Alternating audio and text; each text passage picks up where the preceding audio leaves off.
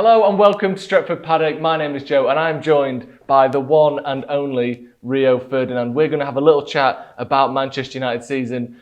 A slightly better season than last season, obviously third, second. How would you rate the team as a whole and sort of Ole's job? Because he gets a lot of stick when things go wrong. Bit better this season. How would you rate his season out of 10? He's done what was needed. He's improved us. I think since he's been in, like you say, third, second, he's improved the team. And I've gone from looking at Man United and being very sceptical and very bit downbeat, if I'm honest, to being now, I can see something cooking here. I can see it if they get the next part of the recruitment right in this next window and possibly the window after that.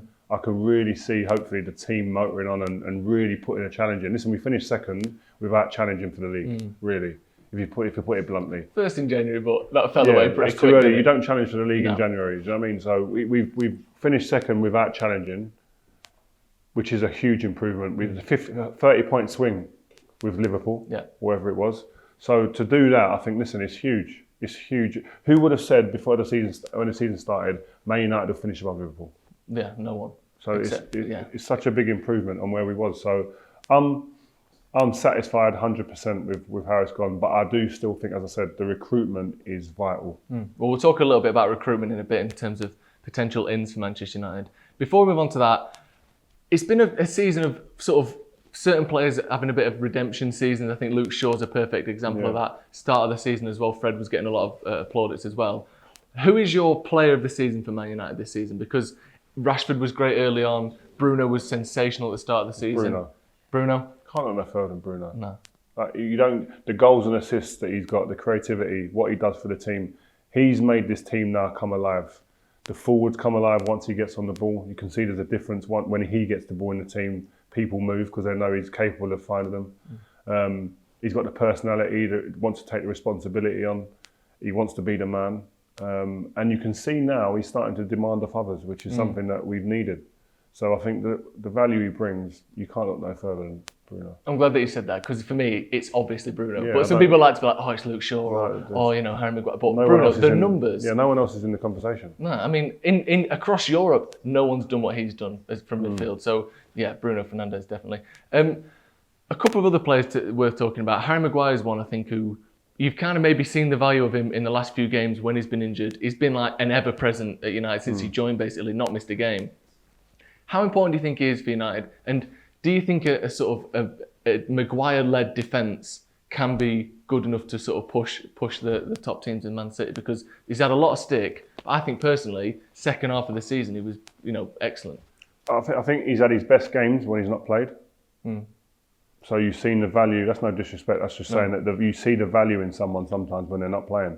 And I think we've seen that. They don't look as secure when he doesn't play. I just think he needs the right partner. I think you've got some defenders who could play with anybody and look good and be elite, but some players need something else. That's something else that they don't have. And I just think the pace element and someone who actually is commanding and experience is something that he hasn't got alongside him, which I think Man United need. That's where, when we talk about recruitment, the centre-back area is the first place that I'll be looking, because I just think with the group of centre-backs that we've got now, I don't think they're ready to take us on to that next level. Right, well, let's get into that then. You've mentioned recruitment. For me, that is one of the biggest parts of football, if not the biggest. Who is in that squad? You can have any manager you want. If you don't have the right squad, you're not going to win the league. I think Pep proved that when he first came to City. There was changes needed there. You've talked about a centre-back. That's where you start? That's what we need before we go anywhere else? You think start from the back and build forward? Obviously, you know about centre-backs. Well, listen, Diaz was the missing piece in the jigsaw of City, it seems. He's come in and it's had an absolutely huge effect on the City team. And he's made other people better. John Stones has come in and now performing. So it's a huge thing. And I think you get someone in, then Maguire's game will probably go on to another level. So I just feel that a centre-back is the definite position. And I think that's the main reason why we play two holders.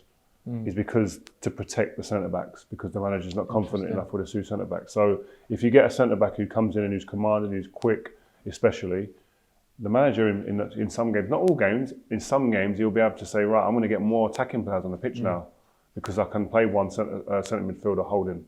So at the moment he can't do that. So I think a top centre half alongside Maguire has a real benefit in different areas of the pitch, has a domino effect.